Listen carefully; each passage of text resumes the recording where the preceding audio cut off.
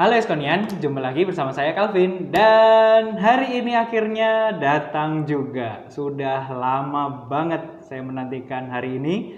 Karena hari ini kita kedatangan Kanadia. Halo, Eskonian.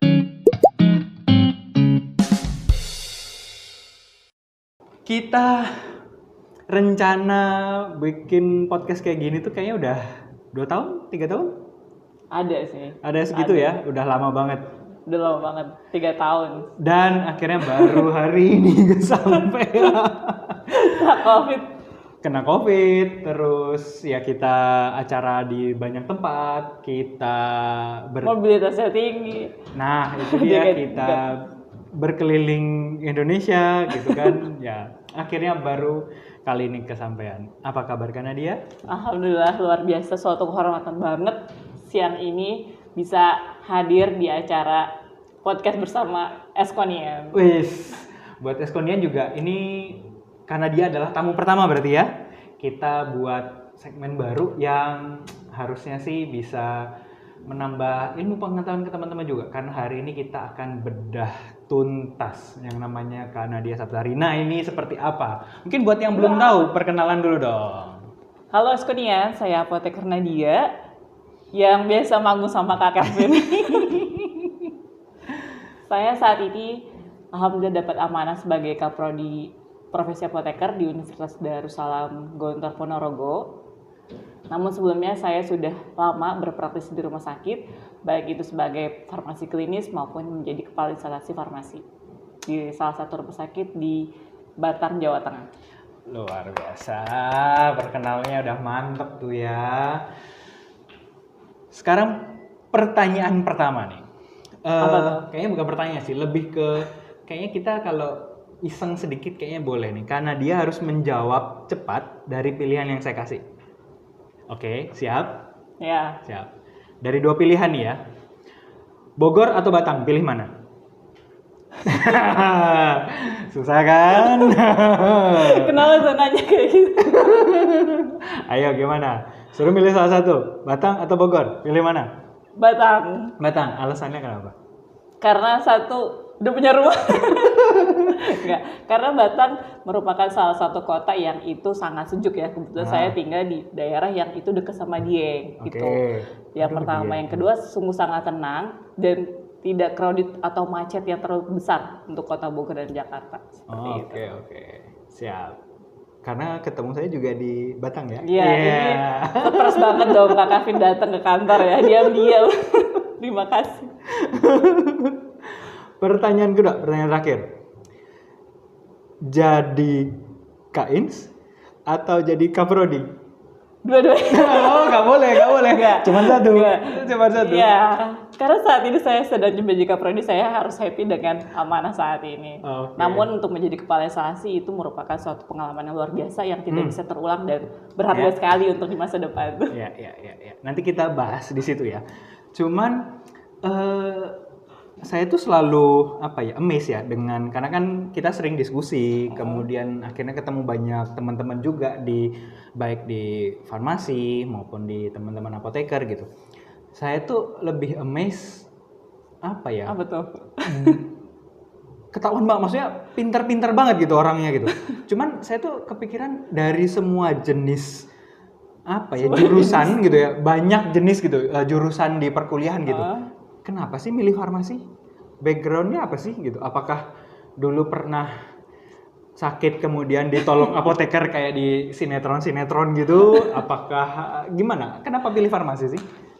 Ya, itu sebenarnya pertama kali ada suatu kemauan dari seorang ayah ya. Ayah saya ingin banget saya masuk di farmasi. Karena dulu sebenarnya nama saya juga bukan Nadia ya. Sempat ganti nama karena nama itu adalah doa seorang orang tua. Nah, kalau untuk ditanya background saya itu sebenarnya jauh banget sih. Bukan orang yang belajar IPA atau SMA atau SMK farmasi. Karena saya berasal dari pesantren yang dimana tuh bacanya kitab ya kan, Arab dari kanan ke kiri, kemudian harus belajar farmasi dari kiri ke kanan gitu.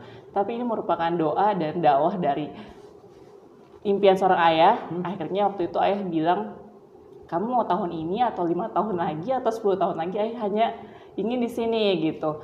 Ini agak unik sih memang, tapi yang akhirnya menjadi saya melanjutkan terus sampai apoteker, bahkan sampai S2, bahkan berpraktisi. Ada saya penasaran sama keilmuan dari farmasi itu sendiri, karena farmasi itu merupakan sangat krusial ya, krusial dari efektivitas keamanan obat, yang dimana kita itu harus bekerja sama dengan dokter dan perawat, dan bukan itu aja gitu. Akhirnya saya lebih ke ya udah gitu, nikmatin dan enjoy. Oke. Cuman kalau dari saya membayangkan ya, karena kan dulu saya IPA juga nih. Dari yang non IPA gitu kasarnya, gitu kayak zaman dulu ya IPA lah. Kalau dari non IPA ke farmasi emang nggak susah ya? Maksudnya saya membayangkan loh ya, kalau farmasi kan ngitung, kayak beberapa kasus yang saya ikut webinar tuh ngitung dosis, ada tuan X penyakitnya sekian, berat badan, tinggi badan sekian, mesti ngitung rumus segala macam kayak gitu. Dulu karena dia dari yang boleh dibilang non IPA ke farmasi nggak susah kan? Susah banget. Bahkan saya merupakan waktu itu angkatan pertama ya di universitas, yang dimana kalau nggak selama 2 tahun dengan target IPK nggak sampai 2,6 itu akan di DO. Jadi harus ada target sendiri karena angkatan pertama. Itu yang pertama. Yang kedua, memang ayah itu bukan sempat bilang terus, kalau yang lain sudah start dari IPA, dari SMA, makanya kamu harus belajar 10 kali lipat atau 20 kali lipat dari teman-temannya, kayak gitu. Jadi kayak lebih ekstranya di sana. Dan alhamdulillahnya UMY sebagai S1-nya yang dimana masuk bareng, lulus bareng. Jadi pakai sistem blok kayak gitu. Jadi terselamatkan alhamdulillah sampai S1. Oh, oke. Kalau boleh tahu dulu yang paling susah pelajaran farmasi itu apa sih? Banyak. Enggak sih. Tapi ya paling susah itu memorable deh. Ya pertama kimia medisinal. Itu sampai ya remet 2 sampai 3 kali. Kimia organik. Terus advisement anatomi fisiologi manusia itu juga lumayan susah. Farmakokinetik, farmakologi. Nah, tuh. Kayaknya kalau si farmakokinetik sama apa tadi farmakologi ya, kayaknya itu jadi momok semua orang deh. Kayaknya di beberapa seminar gitu ya, waktu kita diskusi, kayaknya selalu itu yang disebut. Emang sesusah itu? Iya, tapi kalau udah jadi praktisi beda sih. Tapi kalau pas jadi mahasiswa belum nyampe. Critical analysis itu belum nyampe, otaknya kesana. Belajar apa sih itu? Itu belajar si farmakokinetik sama ya dia belajar kalau obat masuk dalam tubuh, selain ada ADME, absorpsi, distribusi, metabolisme obat, kita belajar seperti kurva obat dari bioavailabilitas, bioekuivalensi dari obat itu masuk, dan bagaimana obat itu berinteraksi dengan tubuh, penyakit, dan gaya hidupnya manusia, seperti itu. Dan itu berpengaruh dengan makanan yang dimakan, obat yang dimakan, gaya hidup yang dimakan, itu berpengaruh dengan efektivitas obat. Gitu. Tapi itu lebih mainnya ke struktur kimia, ke ya bentar. Buat kalian yang nonton kayaknya napas dulu.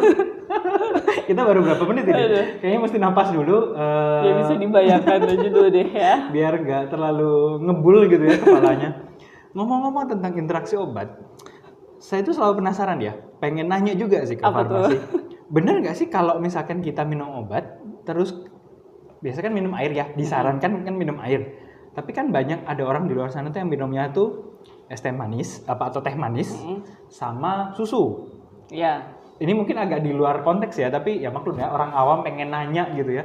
Bener nggak sih si obat itu akhirnya efeknya jadi hilang gitu? Bener nggak sih?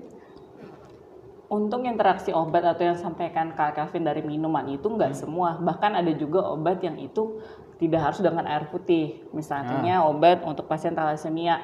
Itu kalau misalnya jenuh banget dengan air putih, itu pasien bisa dengan jus anggur sama jus jeruk. Jus apel juga boleh.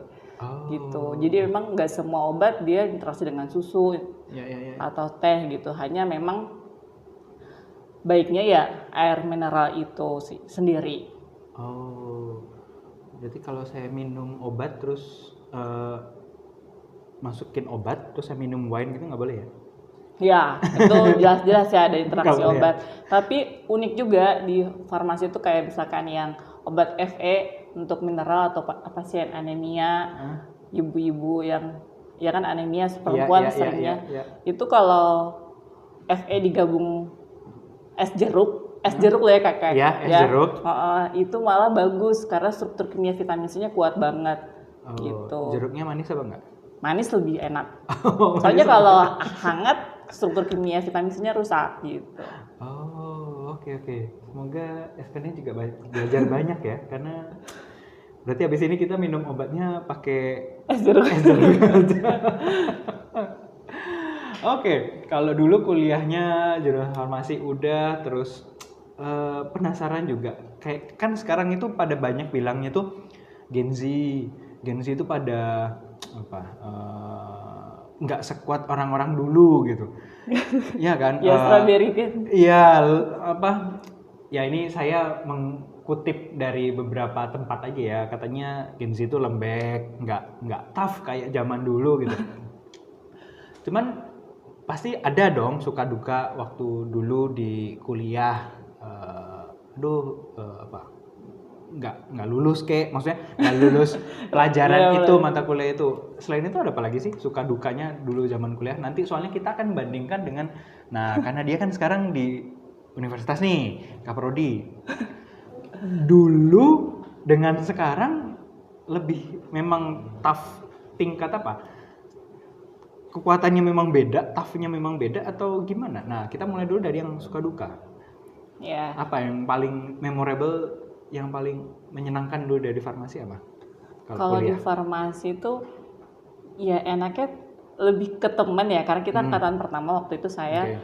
Jadi banyak teman, solid, nyatunya gimana gitu. Terus tapi selain itu yang lebih benar-benar berkesan, kita di sana ada tutorial itu kita ada studi kasus, kita bahas brainstorming pakai guideline gitu. Kemudian ada praktikum. Yang itu sampai kita bedah dari tikus, kelinci, kambing, maksudnya benar-benar kita klinik di sana, uji coba, obat segala macam. Terus ada juga sesi seperti ini, konseling kepada pasien seperti itu.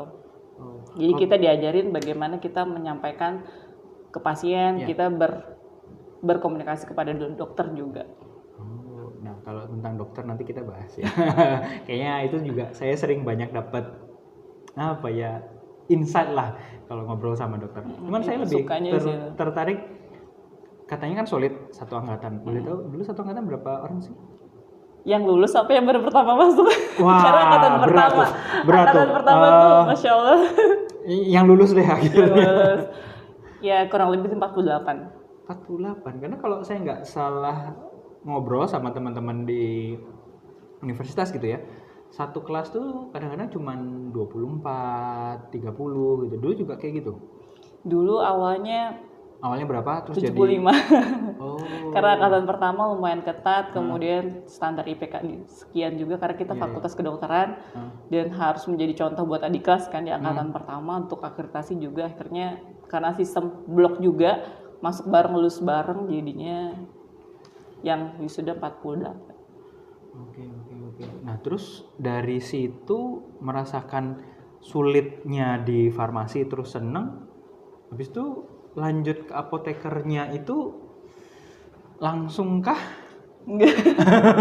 Atau dijeda dulu? Karena kan ada beberapa yang ntar dulu deh, gua dulu farmasi berapa lama? 4 tahun kan? 4 tahun udah belajar mati-matian, nggak mau lanjut lagi deh langsung gitu. Kan ada yang seperti itu gitu. Karena dia langsung lanjut ke apoteker apa enggak? Waktu itu lanjut karena memang kita tahu kalau S1 itu belum bisa berpraktik.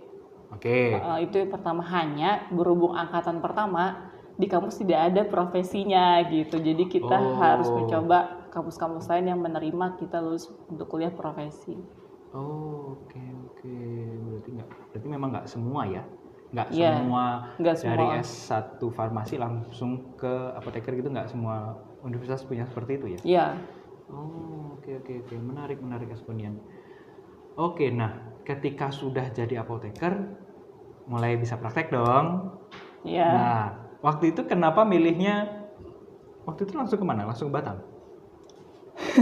Sebenarnya perjalanan ke apoteker pun lumayan lama ya Kak Kevin. Jadi waktu itu sebenarnya mau coba double degree. Jadi 2 tahun dapat apoteker, dapat S2. Hanya ternyata belum rezeki. Jadi waktu itu masuklah di S2-nya dulu. Kemudian karena berhubung S2-nya itu rumah sakit, farmasi klinis, jadi saat semester 2 di praktiknya itu tidak bisa melanjutkan karena belum praktik profesi. Akhirnya S2-nya di-cut, lanjutlah ambil apoteker di Jakarta gitu. Jadi apoteker pun sudah masuk tes yang keempat kali, sudah ke Bandung, ke Jogja, Purwokerto, dan lulusnya di Jakarta. Oke. Apa sih syarat susahnya masuk itu? Sebenarnya, lebih ke nilai aja atau ada harus ada pengalaman dulu gitu? Enggak juga, karena memang perbandingan kampus S1 dan profesi itu sangat jauh. Jadi S1 di Indonesia itu ratusan, tapi kalau profesi itu waktu itu hanya 20-an, 27-an. Jadi banyak banget yang ingin ambil profesi dan saingannya banyak di Indonesia. Tapi dipikir-pikir kalau misalkan kita ngeliat ke model kayak rumah sakit gitu ya, kan seringnya pertanyaannya adalah di rumah sakitmu apotekernya berapa gitu kan. Oh gitu iya. Kan, akhirnya kan banyak yang apotekernya cuma sedikit gitu. Berarti memang apa ya? Tidak semuanya itu langsung pada milih apoteker ya? Nggak semuanya gitu ya? Kalau S1 itu hampir rata-rata memang jenjang karir ke apoteker. Oke. Kalau yang D3 itu beda. Nah, kalau untuk bahas rumah sakit, sebenarnya dari regulasi di Indonesia, satu apoteker itu minimal pegang 35 pasien. 30 untuk 35 pasien. Gitu. Tapi apakah itu terpenuhi? Nah, itu dia. Karena belum semua ya, belum semua rumah sakit yang mengikuti standar tersebut, apalagi yang di daerah-daerah. Ya. Nah, terus lanjut nih, udah ngambil apoteker. Kalau di apoteker yang susah apa? Yang susah ya saat ujian. Karena kita nggak ada kuliah. Waktu itu masih ada kuliah sebentar, tapi langsung praktek. Dan yang berbeda adalah kurikulum dari S1, kan S1-nya saya sama S1-nya kampus tersebut, dan disatukan, menyatu, dan ada ujian OSCE atau ya OSCE ya, lebih ke OSCE. Jadi nanti kalau udah praktek dari 3 tempat, nanti kita ada ujian lisan gitu sama penguji. Oke. Seribet itu kah jadi kepala instalasi farmasi? Ini terlepas dari daerah dan rumah sakitnya mana ya. Cuman kan saya sering mendengar bahwa jadi KIN itu repot, ribet, capek gitu. Seperti itukah kenyataannya?